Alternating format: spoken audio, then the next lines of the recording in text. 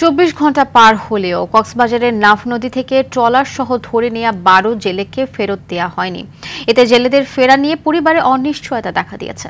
বঙ্গোপসাগর trawler FB ওসমানে করে মাছ ধরে টেকনাফে ফেরার পথে গতকাল শাহপরীর দ্বীপের নাইখংদিয়ার নাফ নদী থেকে জেলেদের ধরে নেয় মিয়ানমারের বিচ্ছিন্নবাদী গোষ্ঠী আরাকান আর্মি। জেলেদের সবার বাড়ি শাহপরীর দ্বীপের বিভিন্ন এলাকায়। স্বজনদের উদ্ধারে কার্যকর পদক্ষেপ নিতে প্রশাসনের কাছে দাবি জানিয়েছেন পরিবারের সদস্যরা। এদিকে জেলেদের উদ্ধারে প্রয়োজনীয় ব্যবস্থা নেওয়ার কথা জানান টেকনাফের উপজেলা নির্বাহী কর্মকর্তা। এর আগে ২ দফায় ধরে নেয়া ৭ জেলে এখনও আরাকান আর্মির হাতে জিম্মি রয়েছে।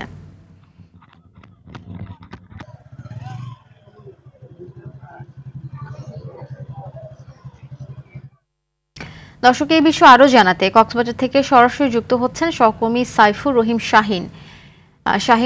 ধরে নেওয়া জেলেদের ফেরত পেতে আরাকান আর্মির সঙ্গে প্রশাসনের পক্ষ থেকে কোনো যোগাযোগ হয়েছে কিনা এখন পর্যন্ত, জানাবেন বিস্তারিত।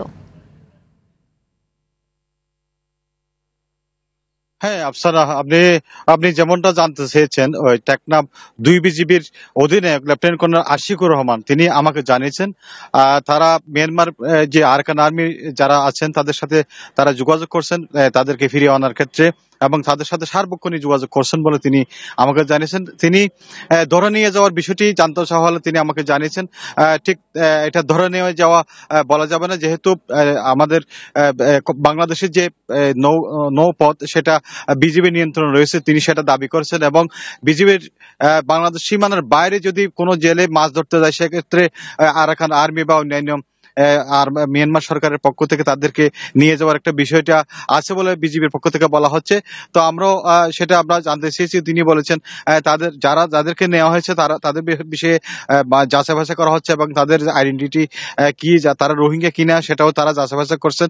এবং গতকালকে ১২ জনের পর আরো ১৪ জন নিয়ে গেছে, সেটাও আমরা স্থানীয় যে কাইয়ুখালী বোট মালিক সমিতির সভাপতি শাহাদাত হোসেন তার কাছ থেকে আমরা জেনেছি আরো ১৪ জন, মোট ২৬ জন গতকালকে সেখানে ধরে নিয়ে যাওয়া হয়েছে। এভাবে প্রায় সময় এখানকার জেলেদের, বাংলাদেশি জেলেদের আরাকান আর্মির ধরে নিয়ে যায় এবং অনেক আগে থেকে সেটা চলে আসছে এবং এটা নিত্য নৈমিত্তিক ব্যাপার হয়ে দাঁড়িয়েছে। তো বরাবরের মতো বিজিবির পক্ষ থেকে বলা হচ্ছে সীমানার ওপারেই গেলে তাদেরকে ধরে নেওয়া হয়। তা আফসানা, আমরা খবর রাখছি, পরবর্তীতে কোনো এ বিষয়ে আপডেট হয় আমরা পরবর্তী সংবাদে জানাবো।